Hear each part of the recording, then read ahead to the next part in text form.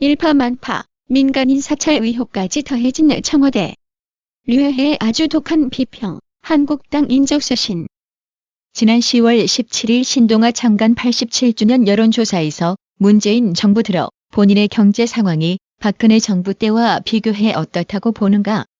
라는 질문에 응답자의 47.5%가 매우 나빠졌다, 25.2%, 나빠졌다 22.3%라고 답했습니다. 좋아졌다 14.9%, 매우 좋아졌다 8.8%는 응답이 13.7%보다 2배 이상 높았습니다. 똑같다는 응답은 28.8%였습니다.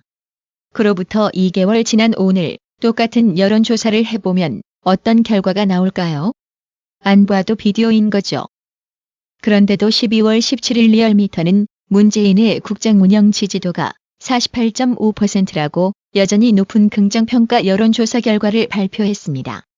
이번 조사에서 20대 남성의 문재인 지지율은 29.4%로 모든 연령대별 남녀 계층 중에서 가장 낮은 것으로 나타났다고 했습니다. 이에 베스트 순위에 오른 댓글들은 그러니까 30대 40대 틀딱 XX들이 20대가 문재인 욕하면 틀떡이라고 몰아간다는 거지? 라고 조롱했고, 또 다른 베스트 댓글은 와우. 엄청난 조작질로 지지율을 유지하려는 XXX 리얼미터의 눈물겨운 투쟁이 가관이네. 내 주위에 문재인이 좋다는 인간들이 다 사라져가는데 무슨 48%. 이건 완전한 조작질이다. 정권이 바뀌면 리얼미터 조사에서 이것들도 이놈의 정권 XXX들과 같이 감방에 보내야 한다라고 조소했습니다. 문재인 정권에서 특별감찰반 비위 사건 내부 폭로자로 장안의 화제를 모으고 있는 김태우 수사관은 12월 16일 조선일보와의 전화 인터뷰에서 나는 이번 정권의 미움을 받아 쫓겨난 희생양이라며 전에 일했던 이명박, 박근혜 정권 특감반 당시에도 이런 일은 없었다고 했습니다. 다음은 김태우 수사관과 조선일보 인터뷰 내용입니다. 청와대가 왜 검찰로 원대 복귀시켰나? 발단은 우윤근 대사에 대한 비리 첩보 보고서라고 생각한다. 러시아 대사는 4강 대사인 만큼 매우 막중한 고위직이다.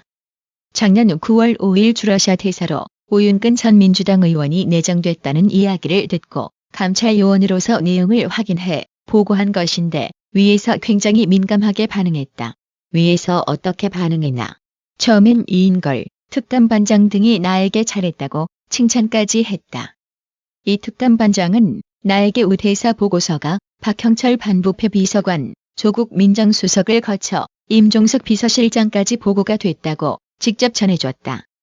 임 실장이 대책을 강구해야겠다고 한 것까지 나에게 직접 말해줬다. 그런데 왜 청와대에서 쫓겨났다고 판단하나? 나는 우 대사뿐만 아니라 여당 출신 고위 공직자, 공공기관장 등에 대한 비리 보고서도 작성해왔다. 나는 비리 첩보에 특화된 사람이다. 일단 문제가 포착되면 여야를 가리지 않고 감찰 활동을 한다. 그래서 이명박, 박근혜 정부에 이어 문재인 정부에서도 특감반에서 일할 수 있었던 것이다. 그런데 정권의 핵심 관계자들에 대한 민감한 보고서를 계속 쓰다 보니 나에 대한 내부 시선이 안 좋아지는 걸 많이 느꼈다. 김의겸 청와대 대변인은 작년에 작성한 첩보 때문에 지난달에서야 검찰로 돌려보냈다는 건 앞뒤가 안 맞다고 했다. 우윤근 대사 의혹은 하나의 예시다. 내가 써서 윗선에 보고한 첩보 중 제대로 처리되지 않은 것들이 우 대사건 이외에도 많다. 그런 것들이 많지만 밝히지 않겠다. 청와대는 미꾸라지 물 흐린다고 했다. 배신감이 든다. 작년 특감반에서 작성해 이첩한 첩보 20건 중 18건이 내 단독 실적이다. 그런데 정권과 가까운 사람에 대해 보고서를 작성했다는 이유로 엉뚱한 오해와 감찰을 받은 뒤 쫓겨났다. 박형철 비서관과 조국 민정수석은 나를 소모품으로 여기고 부담되니까 버렸다.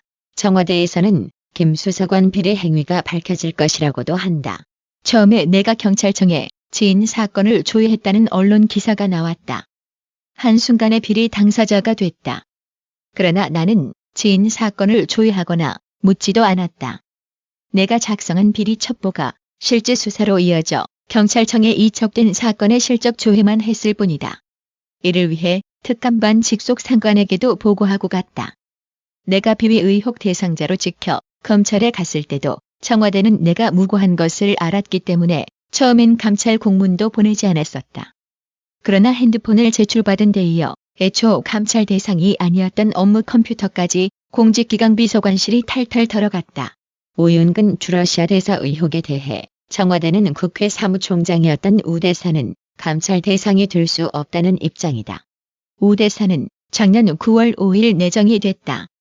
나는 금품수수 의혹 보고서를 3주 이후인 28일에 작성했다. 다음 날엔 이인걸 특감반장이 내가 확보한 녹취록을 풀어달라고 해서 풀어서 제출하기도 했다. 특감반 감찰 업무 직제인 대통령과 특수한 관계에 있는 자도 포함된다. 우 대사는 이번 정부 비서실장으로도 검토됐던 사람이다. 직제의 대통령 특수관계자를 규정한 건 그만큼 청와대가 대통령 업무를 위해선 엄정한 감찰이 필요하다는 것이다. 이인걸 특감반장은 오윤근 대사 의혹이 임종석 비서실장까지 보고됐다고 나에게 말했다. 임종석 실장이 오윤근 대사 건을 문 대통령에게 보고했는지도 따져봐야 할 것이다. 청와대로부터 따로 연락받은 것은 없나? 없다. 내 핸드폰은 청와대가 가져간 뒤 돌려주지 않고 있어서 지인들과 연락도 못하고 있다. 지금은 가족과 지내고 있다. 갑자기 긴급 체포를 당할 수 있다는 두려움도 든다. 그러나 내 마음은 꺾이지 않을 것이다라는 말로 결코 호락호락하게 물러서지 않겠다는 당찬 각오를 밝히며 인터뷰를 맺었습니다. 지금 윤석열이 지휘하에 있는 서울중앙지검은 밤새도록 김태우 수사관에 대한 신병 처리를 어떻게 해야 할지 참 고민스럽겠네요. 언론과 인터뷰를 차단하려면 말이죠.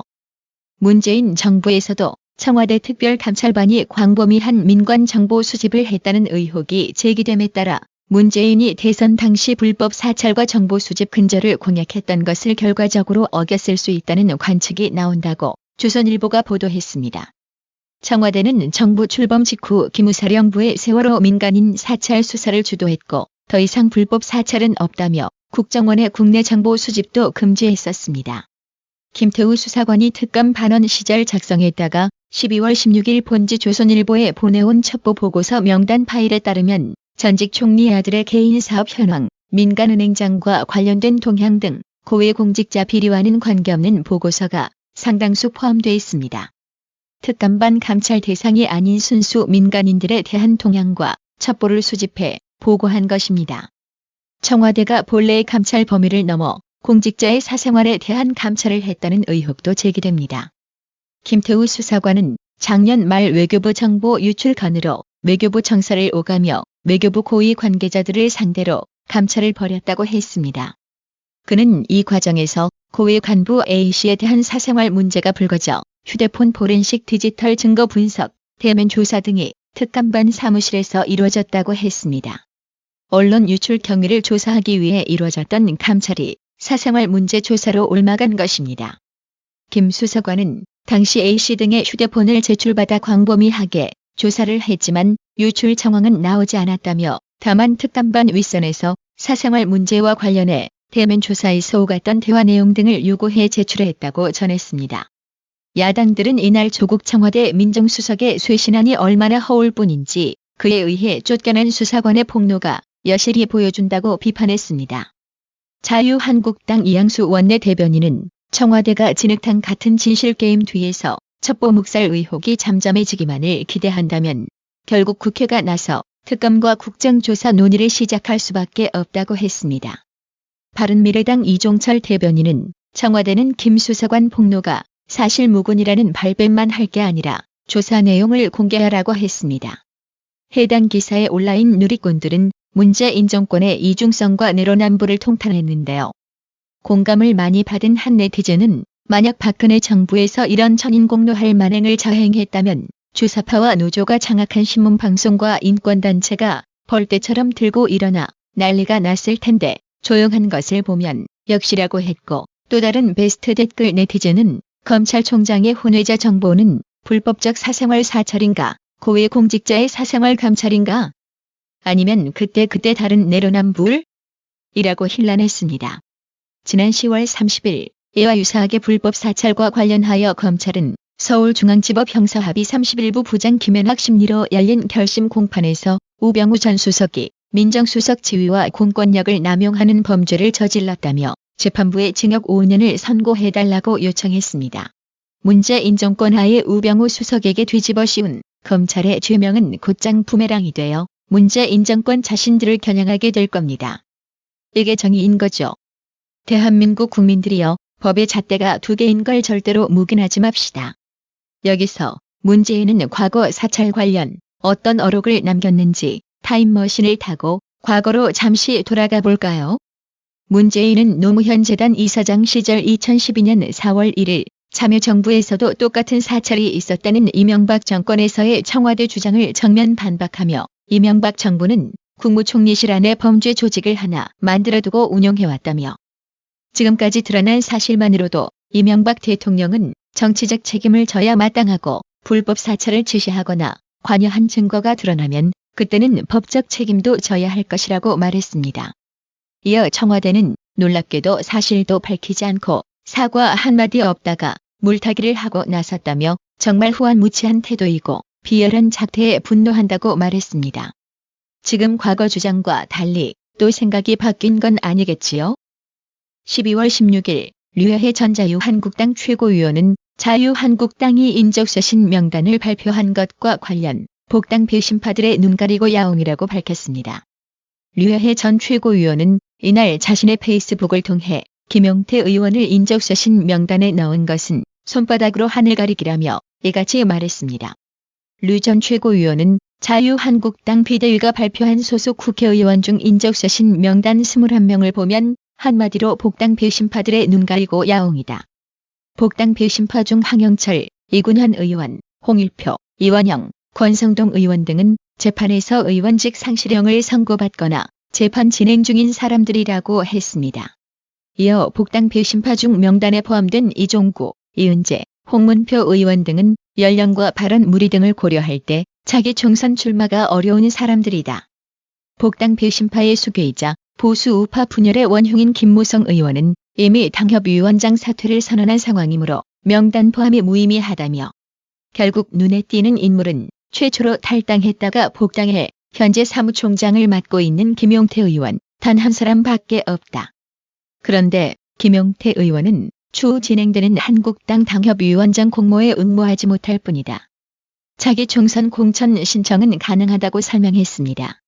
류여해 전 최고위원은 김용태 의원이 이번에 당협위원장 맡지 않는 것이 김병준 비대위원장의 읍참마속으로 인정되려면 단순한 이번 당협위원장 공모 응모 불가로는 안 된다.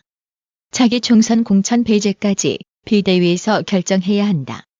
그러지 않고서 김병준 비대위원장이나 김용태 의원이 선당 우사에 희생 운운하면 손바닥으로 하늘을 가리는 것이라며, 진짜 혁신을 위했다면 더 많은 이들이 대상이 되어야 했다. 결국 국민과 당원을 눈 가리고 야옹했다고 전했습니다. 류 전 최고위원은 앞서 지난 11일 한 라디오 방송에 출연해 나경원 의원이 자유한국당 신임 원내대표로 선출된 것에 대해 가출했던 문재아 대신 가출하려던 문재아가 뽑혔다고 평가하기도 했습니다. 전기로님, 이재영님, 이봉영님, 구독료 후원 너무 감사합니다. 나라의 TV는 보다 더 양질의 컨텐츠를 생산하기 위해 자발적 구독료를 후원 형식으로 받고 있으니 많은 성원 부탁드립니다. 시청해주셔서 감사합니다. 구독은 꼭 눌러주세요.